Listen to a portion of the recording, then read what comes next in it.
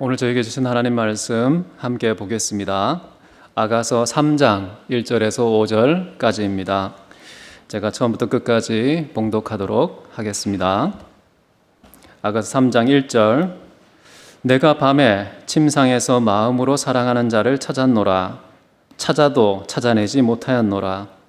이에 내가 일어나서 성안을 돌아다니며 마음에 사랑하는 자를 거리에서나 큰 길에서나 찾으리라 하고 찾았으나 만나지 못하였노라. 성안을 순찰하는 자들을 만나서 묻기를 내 마음으로 사랑하는 자를 너희가 보았느냐 하고 그들을 지나치자마자 마음에 사랑하는 자를 만나서 그를 붙들고 내 어머니 집으로 나를 잉태한 이의 방으로 가기까지 놓지 아니하였노라.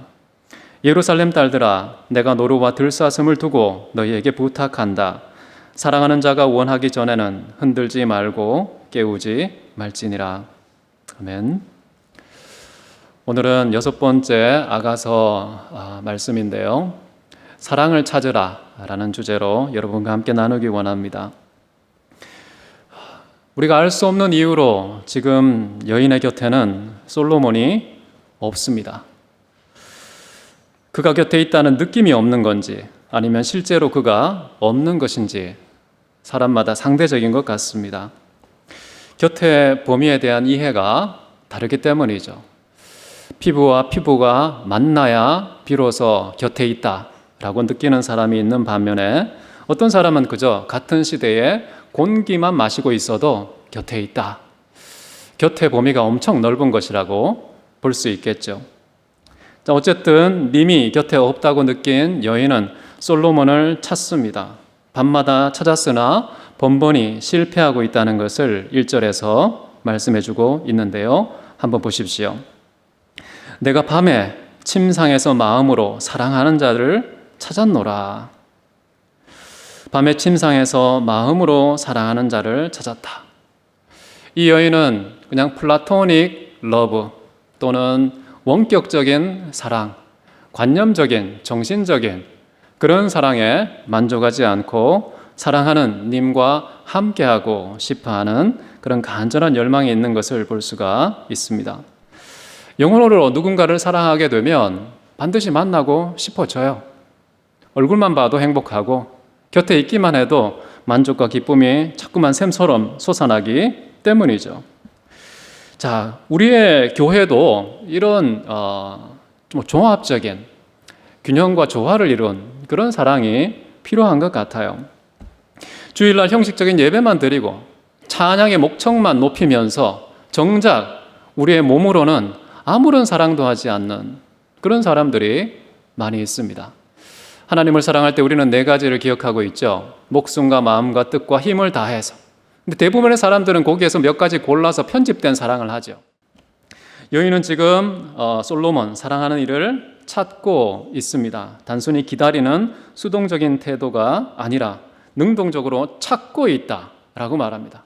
가만히 자기 자리에 머물러 있으면서 기다리는 것이 아닌 정말 적극적인 찾기의 사랑으로 넘어가는 이런 아름다운 모습.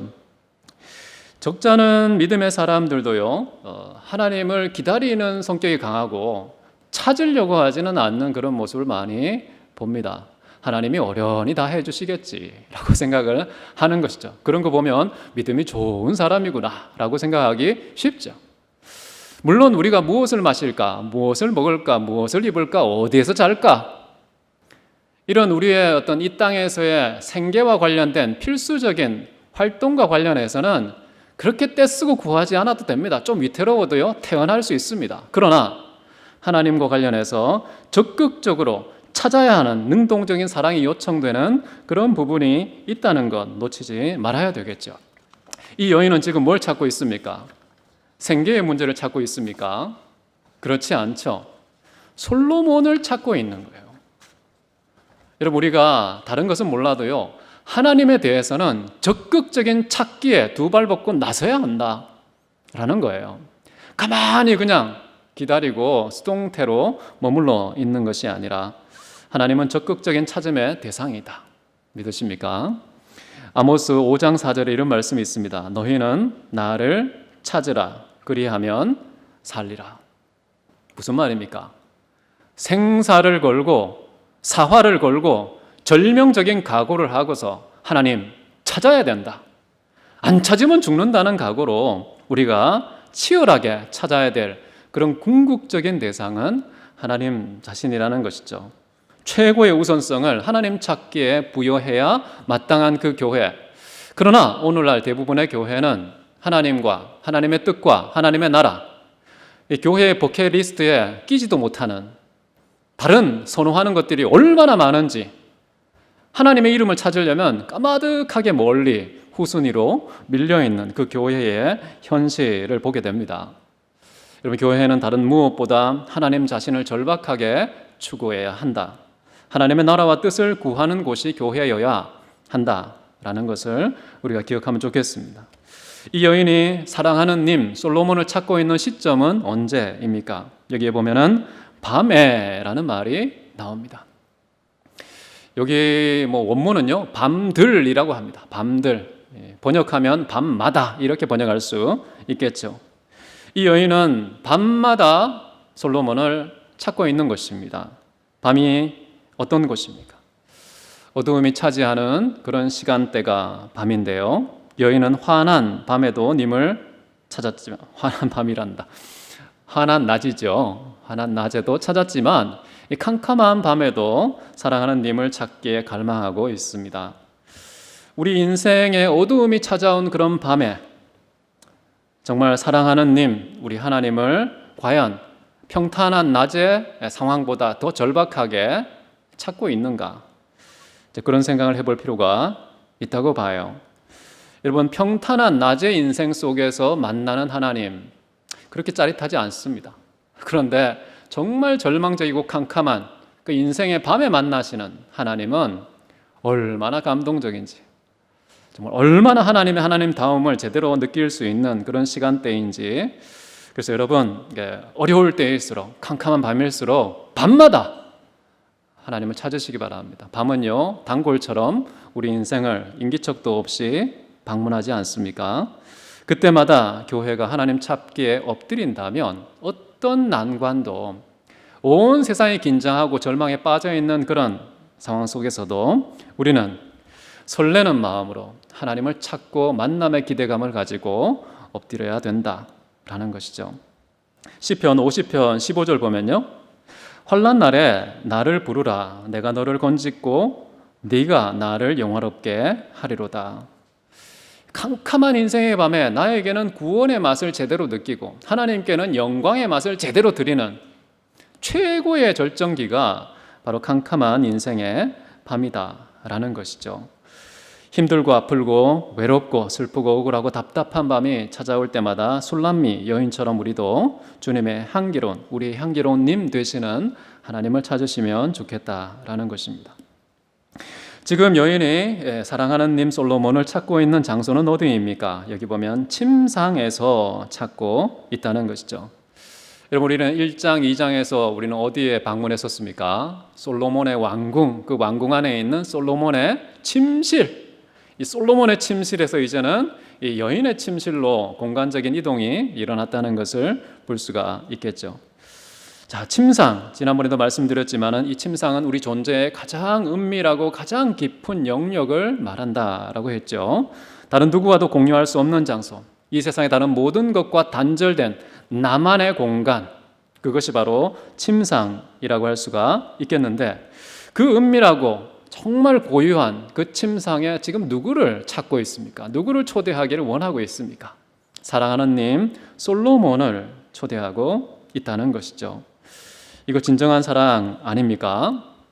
어떤 누구에게도 출입이 허락되지 않은 나만 있는 그 은밀한 그 공간에 사랑하는 솔로몬만 초대하는 것, 이게 사랑입니다.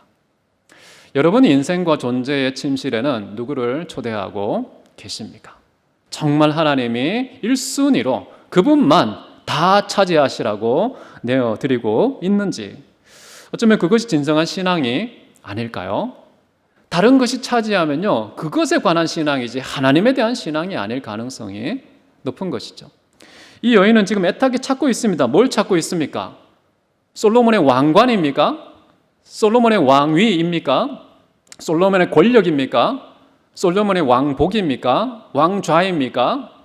솔로몬과 관계된 그 어떤 것도 찾지 않고 솔로몬 자신을 찾고 있다라는 것이 굉장히 중요한 것 같아요. 우리가 하나님을 찾을 때에도 하나님 자신보다 하나님과 관련된 부수적인 것에 목매이면서 신앙생활하는 사람들이 있습니다. 누구와 결혼할 거예요? 누구와 함께 살 것입니까? 하나님과 관련된 그 무엇 부스러기와 함께 할 것인가? 아니면 하나님 자신과 함께 할 것인가? 저는 이 여인이 솔로몬 자신을 궁극적인 목적으로 삼고 다른 모든 것을 부수적인 것으로 상대화시키는 이런 신앙과 사랑의 태도가 교회의 참모습을 잘 보여주고 있다라고 생각합니다. 여러분, 하나님께서는요, 우리에게 우리의 전부가 하나님 자신만을 구하기를 원하십니다. 그래서 여러분, 결혼 서약식과 같은 10계명, 그 10계명의 첫 번째 자리를 차지하는 1계명 어떻게 나와 있습니까? 출애굽기 20장 3절인데요. 너는 나 외에는 다른 신들을 너에게 두지 말지니라. 우리 존재의 침실에 다른 어떤 것도 들어오는 것을 허락하지 않으시는 거예요. 여기에는 뭐까지 포함되냐 하면 다른 신들로 표현되어 있지만은 하나님 외에 하나님으로부터 주어지는 은혜까지도 신처럼 숭배하면 안 된다라는 그런 말까지 포함되어 있다라고 보시는 게 좋을 것 같습니다. 정말 하나님과 나 자신 단 둘이만 머무는 그런 존재의 침실, 그런 진정한 신앙의 소유를 하고 있는가? 아니면 하나님은 침실 바깥에 문 앞에 세워놓고 필요할 때만 호출하는 혹시 하인처럼 세워놓고 있지는 않은지 돌아봐야 되겠습니다. 2절을 이제 한번 보십시오. 이에 내가 일어나서 성 안을 돌아다니며 마음에 사랑하는 자를 거리에서나 큰 길에서나 찾으리라 하고 찾으나 만나지 못하였다. 자, 이 여인은 침상에서 사랑하는 님을 찾았습니다. 그런데 실패했습니다. 만나지 못했지요. 근데 이 실패는 그녀에게 절망의 이유나 인생의 걸림돌이 아닌 것 같습니다. 그 실패가 오히려 그녀를 일으켰다, 일어나라고 하죠. 그리고 세상으로 떠밉니다. 여인은 침상에서 경험한 그 실패를 영원한 실패, 인생의 실패로 이해하지 않고 범위를 성읍으로 확장하고 다시 찾기를 시도하는 그런 도전적인 모습을 보여주고 있죠. 운신의 폭이 넓어진 것입니다. 이처럼 실패는요, 우리로 하여금 힘과 에너지의 근원이 되기도 하고 세상으로 나아가는 더 넓은 세계의 문이기도 하다는 사실을 우리가 실패에 대한 참 의미를 발견할 수 있으면 참 좋겠습니다. 자, 이제 이 여인은 침상에서 성읍으로 나갔습니다. 나간 여인은 이제 성읍의 곳곳을 다니면서 정말 사랑하는 님이 통치하고 있는 그 성읍을 두루두루 발로 찍고 다닙니다. 결국에는 이 성읍에 그녀가 찍은 탐색의 발자국이 가득하게 되었고요. 모든 길과 모든 광장은 그녀의 애타는 그리움이 흘린 땀의 물기로 축축하게 되었습니다. 님을 애타게 찾는 사랑의 무리가 사람이 출입할 수 있는 모든 곳에 새겨지게 되었다고 볼 수 있겠죠. 자, 솔로몬이 그녀의 사랑을 발견하고 찾아올 수 있도록 존재하는 모든 땅에 한 손바닥도 남기지 않고 그녀의 흔적으로 물들이는 그런 열심히 찾는 그런 여인의 모습이 잘 나타나 있는데요. 우리의 인생에도 실패가 찾아올 때 어떤 태도를 취하면 좋을까? 아무리 성실하게 준비해도 애타게 갈망해도 성공은 매정한 등을 보이고 떠나갈 때가 많습니다. 생각지도 않은 그 실패가 우리의 눈앞을 가릴 때가 참 많은데요. 그때 우리는 실패한 지점에 침상에 매몰되지 말아야 되겠습니다. 오히려 자아를 확대할 수 있는 기회로 삼아야 되겠다는 것이죠. 침상에서 성읍으로 의식의 테두리를 넓히고 침상의 실패가 성공의 밑거름이 될 수 있다는 그 가능성 때문에 오히려 설레는 마음으로 세상을 향해 더 넓은 세계로 나아가는 것이 좋을 것 같습니다. 사람들 만나보면 어떤 사람은 가정에서 실패를 경험하고 어떤 사람은 일터에서 실패를 경험하고 어떤 사람은 교회에서 큰 상처를 받고 신앙의 실패를 경험하고 어떤 사람은 결혼에 실패하고 다양한 지점에서 실패를 해요. 근데 그 실패가 마치 내 인생의 실패로 그냥 규정해 버리고 모든 실패를 절망으로 해석하는 그런 태도를 취하기가 쉬운데, 그러나 이 여인은 그렇게 하지 않았다는 것이죠. 정말 내 마음의 가장 깊은 것을 공유하고 소통할 수 있는 그런 사람과의 만남에 있어서 모든 곳에서 실패했다 할지라도 그것은 궁극적인 실패가 아니라는 사실, 오히려 실패가 우리를 더 강한 정신, 더 강력한 의지, 더 강력하고 꼼꼼한 그런 계획과 사고의 밑거름이 될 수 있다는 그런 사실을 우리가 받아들이면 좋지 않을까 싶습니다. 우리가 만남을 통해 경험하는 모든 실패는요, 정말 보다 아름다운 만남을 위한 준비다라는 사실을 꼭 기억해야 됩니다. 연인들이 특히 연애를 하다가 서로 헤어지게 되면 그 시련의 아픔이 오래가지 않습니까? 그거 빨리 털고 굵게 고민하고 짧게 끝내야 되는데 이걸 일평생 고무줄처럼 늘여서 무덤까지 가져가는 분들이 계십니다. 지혜롭지 않습니다. 헤어진 사람에게 대해도 예의가 아닙니다. 앞으로 만나게 될 사람에 대해서도 도리가 아닌 것이죠. 정리는 깔끔하게 때에 맞게 해야 된다는 것이죠. 왜냐하면 하나님께서 예비하신 참된 만남이 기다리고 있는데, 과정에 있고 준비와 순서가 다 있는 것인데 우리 어느 한 곳에 매몰되기가 쉬운데 그렇지 않으면 좋겠다고 생각합니다. 자, 어쨌든 여인은 침상에서 님을 찾았는데 실패.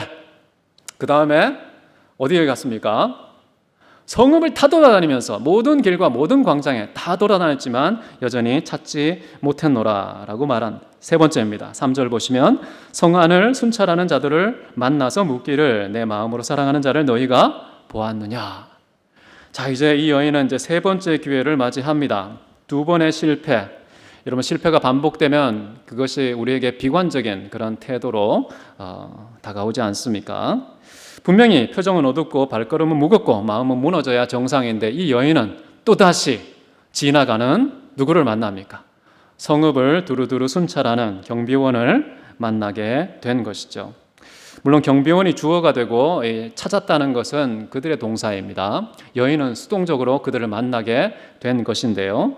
이렇게 만난 것, 뭔가 희망을 걸 수 있지 않겠습니까? 여러분, 성읍을 순찰하는 경비원은요, 그 성읍의 지리에 있어서는 가장 밝은 분입니다. 전문가. 그런 분들에게 나의 님이 어디에 있는지 뭔가 기대감을 갖고 그 답을 찾을 수 있을 것이다. 최고의 사람을 만난 겁니다. 그렇지 않습니까? 왕도요, 성읍의 지리 잘 몰라요. 그런데 경비원은요, 정말 지도에 나와 있지도 않은, 전혀 표기되지 않아서 누구도 찾지 못하는 골목까지, 아주 좁은 길까지도 다 파악하고 있는 그런 분들을 이제 만난 것입니다. 자, 이런 상황에서 이제 헤매는 그 여인이 질문을 던집니다. 내 영혼이 사랑하는 자를 그대들은 보시었소. 이렇게 질문을 한 것이죠. 자, 여러분이 이 질문에 대해서 어떻게 생각하십니까? 여러분, 실종신고 해보신 적 있습니까? 가정에 어떤 가족의 구성원 한 분이 실종되어서 좀 찾아주세요 할 때 뭐 합니까? 인상착의부터 얘기를 하죠. 그 사람의 걸음거는 스타일, 그리고 자주 방문하는 곳, 뭔가 그와 관련된 아주 중요한 정보들을 제공해야 찾을 수 있는 가능성이 조금이라도 있는 것인데, 이 여인이 사랑하는 님에 대해서 설명하는, 경비원들에게 설명한 그 내용이 좀 웃기지 않습니까? 뭐라고 나와 있어요? 내 마음으로 사랑하는 자. 원문으로 한다면 내 영혼이 사랑하는 자. 이게 설명이에요, 설명. 저는 이 설명에 엄청 감동을 받았는데 감동하는 눈빛이 하나도 보이지 않습니다. 여러분, 경비원 입장에서 보면 이건 굉장히 황당한 설명입니다. 그러나 여인의 입장에서 보면 가장 진실한 설명을 한 겁니다. 솔로몬이 누구지? 다른 거 생각 안 납니다. 다른 어떤 것도 다 제끼고 가장 중요한 솔로몬의 특징이 뭐냐? 솔로몬을 찾을 수 있는 가장 뚜렷한 고유성이 뭐냐? 내 영혼이 그를 사랑하고 있다는 게 특징이다. 솔로몬은 나에게 그런 존재다. 가장 큰 특징은 바로 그것이다. 라고 말하고 있는 것이죠. 만약에 이것을 솔로몬의 입장에서 들었다면 어떤 느낌이 들까요? 정말 황홀하고 아름다운 설명이다. 이렇게 받아들이지 않을까? 나는 이렇게 설명되는 자로구나 생각하면서 어쩌면 그 술람 여인에게 뿅 갈 것 같은 굉장히 달콤한 고백이라고 저는 생각합니다. 정말 내 영혼이 사랑하는 자 이 외에는 달리 설명할 길이 없는 그런 상태, 사랑에 푹 빠진 여인의 모습이라고 생각해요. 여러분, 하나님은 누구십니까? 여러분, 하나님 찾고 계시죠? 만약에 하나님에 대해서 최고의 전문가를 만났어요. 그럼 여러분 어떻게 인상착의를 설명하실 겁니까? 하나님은요, 위대하신 분이고요, 전능하신 분이고요, 영원하신 분이고요, 자비로운 분이고요, 정의로운 분이고, 선하신 분이고요, 정직하신 분, 거룩하신 분이에요 라고 막 설명하시겠죠. 이것은 주로 이제 창조자 하나님과 관련된 설명이죠. 그 다음에 좀 이렇게 구원의 맛을 본 사람은 나를 구원하신 분입니다, 나를 건지시는 분입니다, 나를 이끄시는 분입니다, 나를 지키시는 분입니다, 이렇게 막 설명하겠죠. 자, 그런데 술람미 여인은 솔로몬에 대해서요, 내 영혼이 사랑하는 님, 끝! 설명을 이렇게 마침표를 찍고 끝내는, 자, 이런 고백이 정말 우리의 입술에 일상적인 언어가 되면 얼마나 좋을까라는 생각을 하게 됩니다.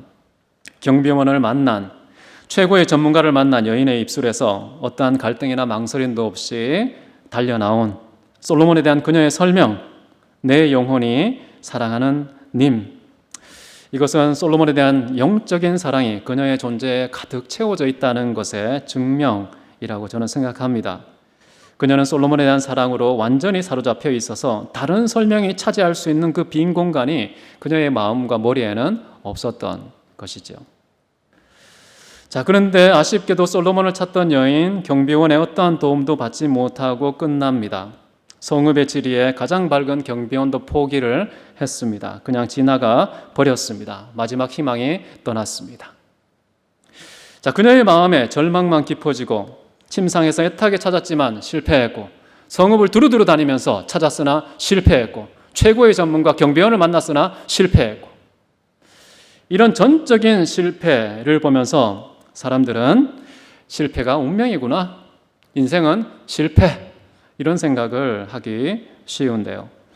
근데 중요한 것은 우리 인생에서 모든 노력과 모든 가능성을 다 동원했으나 여전히 결론은 동일한 실패를 경험하게 될 때, 그때가 인생의 반환점입니다. 역설적인 반전의 기점이 바로 철저한 실패라는 것이죠. 제대로 절망을 경험해야 비로소 이제 도약할 수 있는 인생의 반전이 시작되는 것이죠.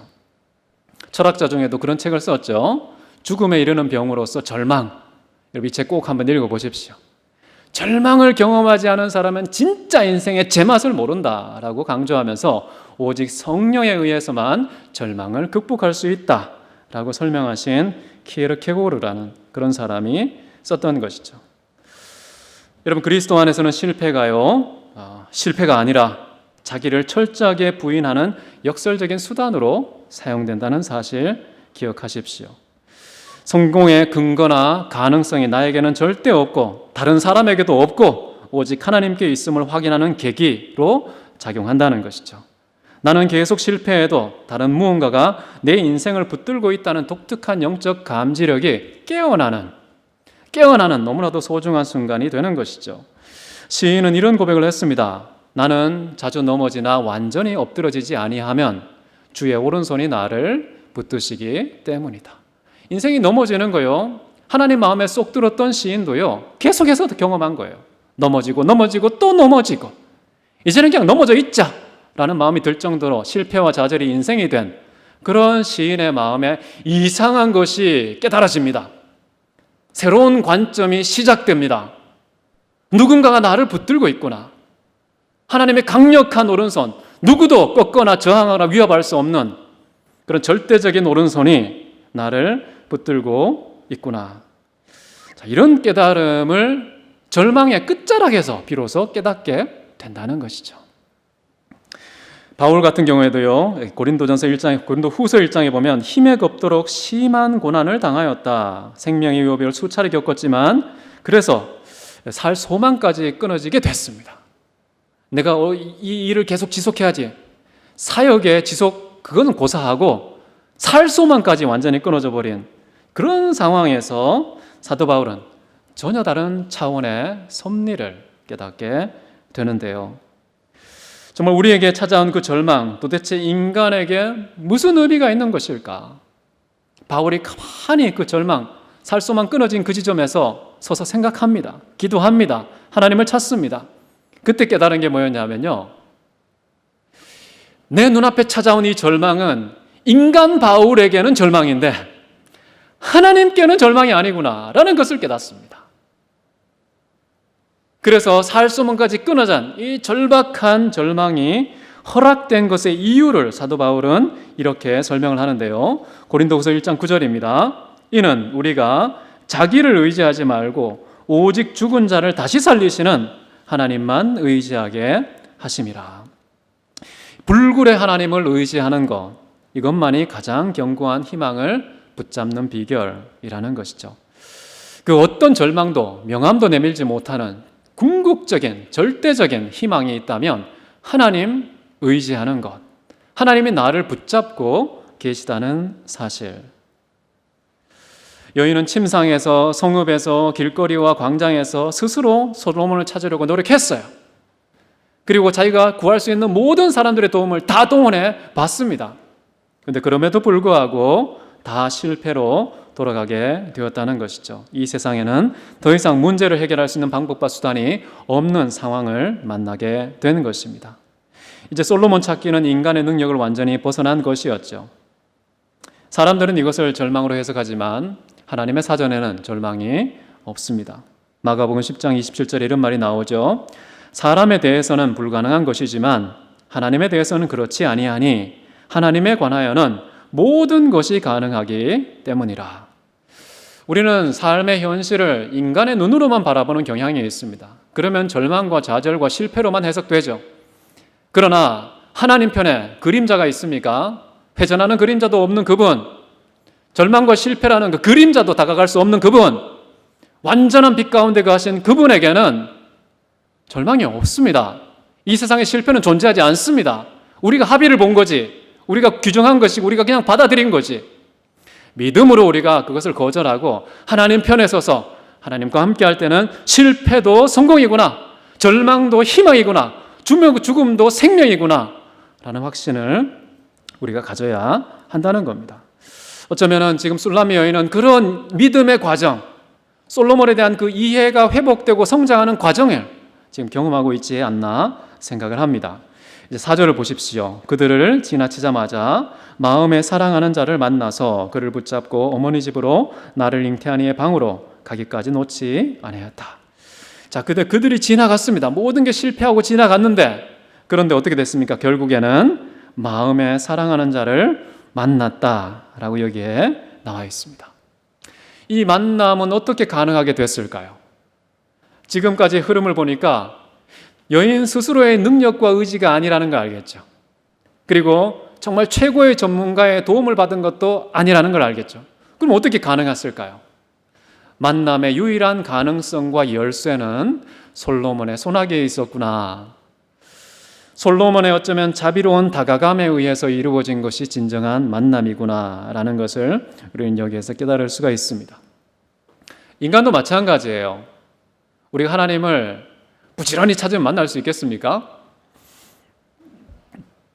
솔로몬은 최고의 왕 아닙니까? 가장 위대한 왕인데 시골의 처녀 술람면이 몸부림을 친다고 한들 그 왕을 다가갈 수나 있겠습니까? 찾을 수나 있겠습니까? 왕이 스스로 여인을 찾고 다가가지 않으면 이루어질 수 없는 만남인데, 마찬가지로 우리 인간이 하나님께 다가간다는 거 불가능한 것입니다. 우리는 능력도 없고요, 의지도 사실 없고요, 자격과 권한과 모든 능력이 하나도 없는 그런 죄인이라는 사실을 기억해야 됩니다. 그래서 로마서 9장 16절에 이렇게 말합니다. 제가 번역한 건데요. 소원하는 자로 말미암은 것도 아니고 노력하는 자로 말미암는 것도 아니며 오직 긍휼히 여기시는 하나님에 의한 것이다 라고 분명히 구원과 관련해서, 우리가 하나님의 자녀가 되는 것과 관련해서, 하나님과 인간이 영적인 인격적인 만남을 가지는 것과 관련해서 인간의 소원과 능력이 다 배제된 오직 하나님의 긍휼히 여기시는 사랑에 근거한 만남이라고 얘기를 하는 것이죠. 근데 문제는요, 하나님이 이렇게 직접적인 주체가 되어서 우리에게 다가오는 방식으로 만나는데 왜 하나님께서는 우리에게 자꾸만 찾으라고 구하라고 명령을 하시느냐? 여기에 풀리지 않는 의문 중에 하나인데요. 예레미야 29장 13절 대표적으로 이렇게 말합니다. 너희가 온 마음으로 나를 구하면 나를 찾을 것이요 나를 만나리라 라고 말씀을 합니다. 이 명령 먼저 순종을 해야겠죠. 그런데 갸우뚱하게 되지 않습니까? 아니, 하나님께서 만나주지 않으면 아무것도 이루어지지 않는데 왜 명령을 하시는 걸까? 첫 번째는요, 만남이라는 것은 인격과 인격의 자발적인 동의에 의해서 이루어지는 사건이다. 그래서 비록 피조물이지만 하나님이 명하셔서 만든 그런 지극히 구별된 피조물이지만 그럼에도 불구하고 인격적으로 마치 동등한 대우를 하듯이 만남의 파트너로 존중하고 다가가는 방식이 바로 이런 표현인 것이죠. 자, 그러면 이런 자발적인 관점에서 보더라도 또 갸우뚱하게 되지 않습니까? 그러면 차라리 청유형을 청유. 이렇게 할래? 하는 게 어떻겠어? 라는 청유를 하면 좋은데 왜 이렇게 차갑고 딱딱한 일방적인 그런 명령 어조로 쓰느냐? 그것은요, 하나님을 만나는 것이 너무나도 큰 복이기 때문에 그렇습니다. 복이 너무 클 때는요, 청유형 쓰지 않습니다. 못 받을 가능성을 고려하지 않는 것입니다. 반드시 받아야 된다는 하나님 자신의 뜨거운 열망이 명령의 형태로 나타날 수밖에 없는 것이죠. 하나님 만난다는 거 왜 최고의 축복인지 생각해 본 적 있습니까? 우리 같으면 일확천금을 얻는 그런 기회가 만나면 좋겠는데, 내가 정말 사랑하는 연인을 만나면 가장 축복인 것 같은데, 정말 장수를 만나고 건강을 만나면 최고의 축복일 것 같은데요. 여러분, 그 모든 것보다 하나님을 만나는 것이 가장 큰 축복이다.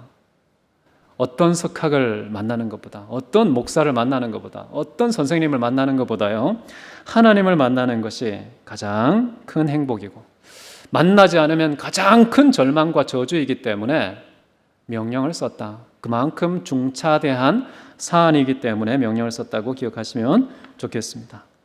자, 이제 성읍에서 솔로몬을 만난 여인은 그를 단단히 붙잡았다라고 말합니다. 다시는 떨어지지 않을 기색을 역력하게 보여주고 있는데요. 자, 이 여인은 오랜 떨어짐을 통해서 함께 있다는 것 자체의 중요성이 얼마나 큰지 절감을 했던 것이죠. 사랑하는 님이 아무리 맛있는 음식을 보내주고, 아무리 아름다운 목걸이를 보내주고, 아무리 감미로운 그런 향수를 보내주고, 아무리 값비싼 보석을 주렁주렁 보내줬다 할지라도, 야, 솔로몬과 함께 하지 않으니까 모든 게 다 헛방이구나. 다 헛되고 무익하구나. 헛되니 모든 것이 헛되구나. 나에게 유익하던 것조차 해롭구나. 이런 판단이 어쩌면 여인에게는 느껴지지 않았을까. 침상에서, 길거리에서, 광장에서 누구를 만나든지 찾고 또 찾아서 실패하고 또 실패했는데, 그런 긴 과정이 여인으로 하여금 어쩌면 가장 중요한 본질을 깨닫게 하는 여정이었다는 생각이 듭니다. 여러분, 신앙의 세계도 그런 것 같아요. 하나님과 함께하는 것이요, 최고의 복이라는 그 깨달음이 주어지면 정말 성장한 신앙이라고 생각해요. 하나님 건강 주세요. 좀 더 오래 살게 해주세요. 직장 취업하게 해주세요. 뭔가 우리가 많이 구하지만은 그거 다 주어져도 하나님과 함께 하지만 다 헛방이라는 거 언제 깨달을까? 정말 철저한 그 절망의 밑바닥까지 내려갈 때까지 우리는 결코 깨닫지 못하는 고집스러운 본성을 갖고 있습니다. 하나님께서는 그 절망이 자신이 더 아픔에도 불구하고 그 자녀들이 내려가기를 기대하는 이유는 뭐냐 하면 진짜 인생의 반전과 반환점을 빨리 만나도록, 그래서 하나님 다우심을, 하나님과 함께 계시다는 그 축복의 크기를 제대로 느끼고 누리라고 우리에게 권면하는 게 아닐까라는 생각을 해봅니다. 자, 이제 여인은 이 솔로몬을 어디로 데려갑니까? 어머니의 집, 자기가 태어났던 그 어머니의 방으로 데리고 갑니다. 일종의 상견례 같은 거죠. 1장과 2장에서는 왕궁으로 갔습니다. 그래서 솔로몬과 관계된 모든 사람들 다 만나고, 이제는 이제 여인의 집에 와서 여인과 관련된 모든 가족들을 다 만나고, 그렇게 해서 서로 이제 통성명을 하게 되고 진정한 이제 사랑의 준비를 제대로 다지게 되고 이제 그 다음부터는요 이제 진짜 본격적인 이제 결혼의 단계로 들어가게 되고 이제 4장에서는 결혼의 아름다운 첫 출발이 또 이야기가 되는데 어쨌든 오늘은 보면은 상견례까지 온 겁니다. 그런데 이 여인이 자기가 가장 애타게 찾고 그리워했고 고대했던 그 만남의 주체인 그 솔로몬을 만났을 때 어떤 태도를 취했냐면 자기 집으로 데려갔다라는 것에서 저는 그분이 생각났습니다. 여러분 혹시 뽕나무 삭개오 아시죠? 뽕나무 나무에 있었던 삭개오. 예수님께서 어떻게 얘기하셨습니까? 내가 오늘 너희 집에 유하여야 하겠다. 그러니까 서로 삭개오가 어떤 마음이 들었죠? 막 그 나무 위에 있는데 막 즐거워한 거예요. 막 뛰어 떨어지면 큰일 날 텐데 막 너무 즐거워서 막 환영을 하는 겁니다. 박수를 치고. 하나님이 우리의 가정으로 들어온다는 거, 솔로몬이 우리의 초라한 집에 들어온다는 거, 이건 어마어마한 영광이고 기쁨이고 즐거움이라는 것이다. 예수 그리스도를 믿으면요, 너와 내 집이 구원을 얻으리라. 이런 말씀이 떠오릅니다. 술람미 여인은요, 자기만 솔로몬의 수혜자가 되지 않는 것이죠. 자기와 함께 있는 공동체 전체가 똑같은 분의 동일한 축복의 수혜자가 되기를 간절히 말하는 마음으로 솔로몬을 초대하는 그런 모습을 보여주고 있습니다. 자, 여기 보면은 나를 잉태한 자의 방이라고 나오는데 이것은 존재의 시초같이 소급되는 그런 표현이기도 한데요. 지금 솔로몬과 여인은 왕의 침실에서 이제는 여인의 침실로 부모님과 함께 사니까 그 부모의 집으로 이제 이동한 그런 상황에서 이 두 사람은 이제 가장 아름다운 사랑의 준비가 끝났다고 볼 수가 있겠죠. 왜냐하면 침실은 아까 뭐라고 그랬습니까? 존재의 가장 깊은 곳이라고 그랬죠. 솔로몬이 그녀 안에, 그녀가 솔로몬 안에, 하나님이 우리 안에, 우리가 하나님 안에 거하는 진짜 완전한 연합과 하나됨의 사랑, 그런 온전한 사랑이 우리 안에 이루어지면은 우리에게 종말이 오는 것이죠. 종말이라 하면 새 하늘과 새 땅, 새 예루살렘 성에서 아주 성대한 그 결혼식이 이루어지는 그때가 다가왔다라고 볼 수가 있겠죠. 이제 마지막 절입니다. 이 마지막 절은 똑같은 것이 반복되었기 때문에 우리가 2장 7절에서 했던 하고 굉장히 비슷한데요. 5절 보세요. 예루살렘 딸들아, 내가 노루와 들사슴을 두고 너에게 부탁한다. 사랑하는 자가 원하기 전에는 흔들지 말고 깨우지 말지니라. 지금 여인의 상태는요, 2장 7절 상태하고 조금 다릅니다. 표현은 거의 똑같은데 사랑이라는 말이 좀 빠졌어요. 내 사랑이 원하기 전에는 내 사랑이라는 말이 빠져 있고요. 그런데 지금 상태는 여인이 침상에서 찾고 길거리에서 찾고 광야에서 찾고 사람들과 만나서 헤매고 심신이 온전히 지쳐있는 그런 상황에서 사랑하는 님 솔로몬을 만났어요. 그럼 어떻게 됩니까? 사람이요, 긴장이 풀리면서 그냥 푹 쓰러지는 것이죠. 다시 이 여인은 굉장히 깊은 솔로몬과 만났기 때문에 주어진 그 안도감과 안식 때문에 아주 깊은 안식과 또 수면 가운데 들어갔다라고 볼 수가 있겠죠. 그래서 솔로몬은 그럽니다. 절대 그 여인을 이제 건드리지 말라, 깨우지 말라 라고 예루살렘 딸들에게 또 솔로몬이 당부하는 그런 장면이 나옵니다. 이게 기독교의 결혼관과 관련해서 또 해석하는 대부분의 학자들은요, 남녀간에 결혼하기 전에는 성적인 순결을 지켜야 된다. 지금 누구만 잠들었습니까? 같이 잠자리던 게 아니죠. 여인만 잠들었어요. 2장 7절에도요, 여인만 잠들었어요. 철저하게 때를 기다려야 되는 것이죠. 그래서 관계의 어떤 선을 넘어가면 안 되는 게 있습니다. 이게 교회로 적용되면 어떤 걸까요? 오늘날 세상 많은 사람들이 교회를 향해 뭐라고 얘기합니까? 빨리 하나님 보여줘. 하나님과 너희가 하나라는 거 증명해. 라고 막 어떤 하나님과 우리의 하나됨을 마치 종말의 때 하나님과 우리가 결혼식 하는 것을 마치 앞당이고 독촉하듯이 우리에게 요청하는 게 있습니다. 한번 보여봐. 라고 얘기를 할 때 우리는 하나님의 그 섭리에 정해진 그 제한 속도 위반하면 안 되겠죠. 우리도 답답하죠. 빨리 하나님 나타나셔서 짜잔 하고서 온 세상에 우리가 사는 시대에 증명해 주면 얼마나 편하고 좋습니까? 우리가 믿었던 거 진짜였지? 라고 한번 생색을 제대로 낼 수 있는 그런 종말의 때가 주님의 임재, 재림이 빨리 오면 좋겠는데 하나님께 시간표가 따로 있습니다.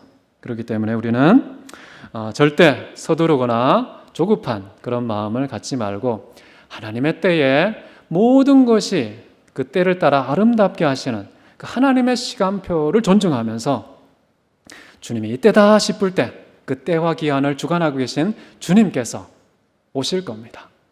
세상이 아무리 독촉해도 오히려 솔로몬과 같이 예루살렘 딸들아 너무 재촉하지 마라. 깨우지 말고 흔들지 말고 일으키지 말라. 이렇게 좀 당담한 기다림의 태도를 취하는 것이 좋지 않을까 싶습니다. 자, 오늘 말씀은 이제 여인이 솔로몬을 간절히 찾았는데요. 저는 그런 권면을 드리고 싶습니다. 사랑을 찾으라. 사랑을 찾으라는 말이 모순이에요. 사랑하면 그냥 저절로 찾게 되어 있거든요. 명령어가 필요하지 않습니다. 그런데 사랑을 찾으라는 것은 어떤 종류의 사랑인지, 정말 여러분의 일평생 영원토록 인생과 가치와 여러분의 생명을 걸고 추구할 수 있는 그런 종류의 사랑인지, 그렇지 않으면요, 여러분의 에너지를 아끼십시오. 여러분의 감동을 함부로 낭비하지 마십시오. 모든 여러분의 것을 총동원해서 목숨과 마음과 뜻과 힘을 다하여서 사랑의 대상을 찾고 추구하고 만나고 누리는 것. 그게 정말 인생인 것 같아요. 그게 정말 교회가 해야 될 일 같아요. 최근에 어떤 목사님들이 제 방에 방문을 했습니다. 코로나 시대 정말 어렵습니다. 코로나 이후의 시대 교회가 도대체 어떻게 해야 합니까? 라고 질문을 했어요. 신학자니까 답을 주셔야 되지 않습니까? 라고 하셔서 제가 뜨끔했습니다. 생각도 안 해본 건데. 답 없다고 말할 수도 없잖아요. 그래서 얼른 속으로 기도했는데 하나님께서 주신 내 마음의 감동은 뭐냐면요. 코로나가 할배가 와도 본질에 충실해야 된다 라고 생각을 했고요. 본질이 뭐냐? 기도와 말씀에 전무하는 것이다. 그래서 목사님들 정말 이제 제대로 다른 모든 것 다 제끼고 자질구레한 거 부수적인 거 다 제끼고 정말 하나님께서 감동하실 때까지 주께서 응답하실 때까지 주님의 보좌 붙잡고 엎드려 정말 사도와 같은 결단을 가지고서 기도해야 될 때 아닙니까? 그리고 지금은 웬만한 활동이 다 마비됐어요. 심지어 선교 활동도 마비돼 버렸어요. 이제 유일하게 남은 게 뭐냐 하면요, 말씀밖에 없습니다. 여기 계신 성도님들도 아마 집에 가시면 또 다른 곳에 방문하시겠죠? 하십시오. 괜찮아요. 정말 좋은 말씀 인터넷으로 방문해서 듣고 정말 영혼을 살찌우는 일 하셔야 됩니다. 이제 정말 말씀에만 제대로 목숨을 걸고 집중해서 영혼에 있어서 가장 달콤한 끼니, 양식 공급할 수 있는 목회자가 되지 않으면 교회 문 닫습니다. 헌금도 줄어들고요. 임대료 낼 수도 없고요. 다 파산합니다. 모든 게 다 파산해도 말씀은 매이지 않습니다. 그 말씀 붙잡고 있으면 뚫고 지나갈 것입니다. 코로나의 두꺼운 장벽 무엇으로 뚫느냐? 하나님의 말씀의 검을 뽑으십시오 라고 답변했는데 답변이 괜찮았습니까? 저는 혼자 흐뭇했는데 가만히 생각해 보니까 그런 것 같아요. 이 어려운 때에는요, 여러분 다른 거 자꾸 시간 뺏기지 마십시오. 이제 진짜 기도와 말씀이라는 이 내공, 이 경건의 두 기둥을 바짝 붙잡고 모든 시간을 집중할 수 있는 독특한 시점입니다. 이건 누가 만들어줄 수 없는 거예요. 이런 상황이 아니면요, 얼마나 바쁜지 몰라요. 다른 일을 해야 되길. 굉장히 많은 일들이 우리의 모든 시간을 다 잠식하는데 지금은 특이합니다. 여러분 기도 많이 하시고요. 말씀을 많이 보시면서 정말 우리의 영원하고 절대적인 사랑, 주님을 찾으시는 그런 축복이 여러분에게 있기를 바랍니다. 함께 기도하겠습니다. 사랑이 많으신 아버지 하나님, 참으로 어려운 때에 함께 고통을 온 민족이 분담하고 있습니다. 이때에 민족의 희망과 등불이 되어야 될 교회, 무엇을 붙잡아야 할지 주 앞에 엎드립니다. 기도하게 하옵소서. 기도할 때마다 하나님께서 환난에서 건지시고 그것이 하나님을 영화롭게 할 것이라고 약속하지 않았습니까? 주님, 저희들의 기도를 들으시고 이때가 속히 지나가게 하옵소서. 또한 하나님 말씀 붙잡고 진리의 가장 깊은 맛을 체험하기 원합니다. 이 진리를 위한 것이라면 다른 모든 것을 상대화시키고 하나님께서 나에게 주신 은총까지도 신처럼 떠받들지 않고 하나님 자신만을 내 인생의 침실로 초청하고 그분과 연합하여 하나 되는 그런 믿음의 사람 되게 도와주옵소서. 존귀하신 예수 그리스도 이름으로 기도했습니다. 아멘.